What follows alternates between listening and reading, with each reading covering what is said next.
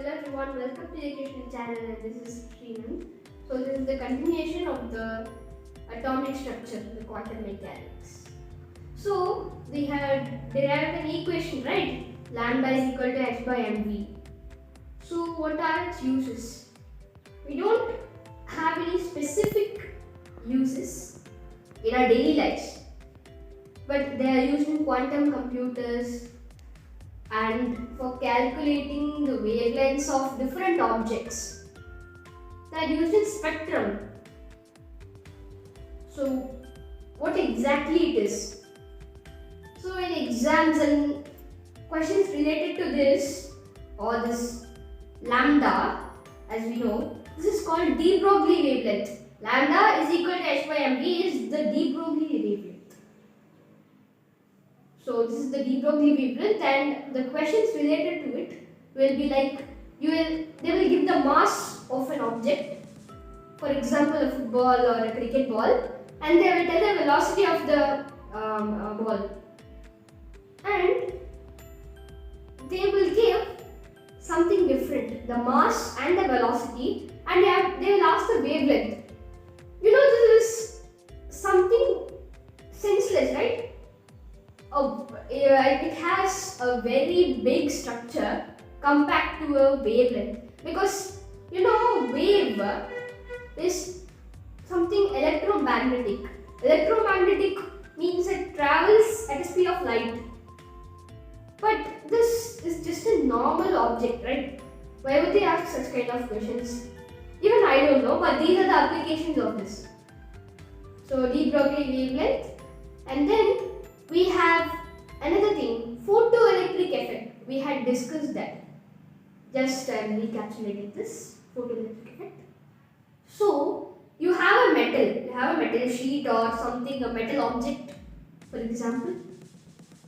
Okay. Now we know that metal or the object contains atoms, which are metal atoms. They are metal atoms, and they're closely packed, and electrons are revolving around those atoms, the nuclei of the atoms. So when a photon or an electromagnetic wave, that is an EMR, electromagnetic radiation, strikes the metal at a point, the electrons are ejected from the metal. Now you see, the energy you are supplying, for example, you are supplying something like 100 kilojoules or 150 kilojoules of energy to that metal, on that metal, then you have something like a limit, energy limit. You need to break that limit to take that electron. You have to supply the exact amount of energy, the same amount of energy, to remove that electron. Okay. Now I have a metal sheet. We can calculate it.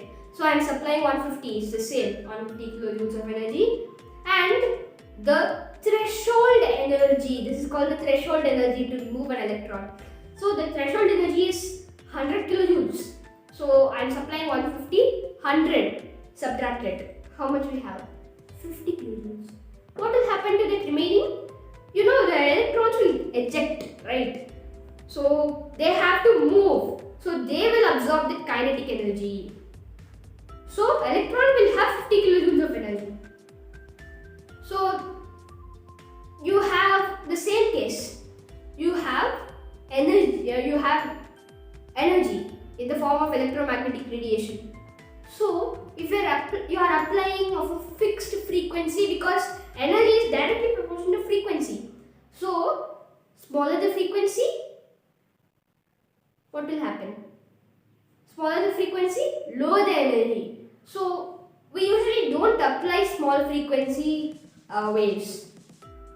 So the frequency at which the wave hits the metal is called the threshold frequency. Threshold frequency, threshold energy. And in photoelectric effect, we usually do not talk about, the wavelengths of the waves, because as it is inversely proportional, why would we talk about that? We know the relation, then no need of that. So we have very important terms in photoelectric effect: threshold energy, threshold frequency. These are very important terms. And we will discuss a few equations regarding them in the next video. Thank you. Make sure you like and subscribe.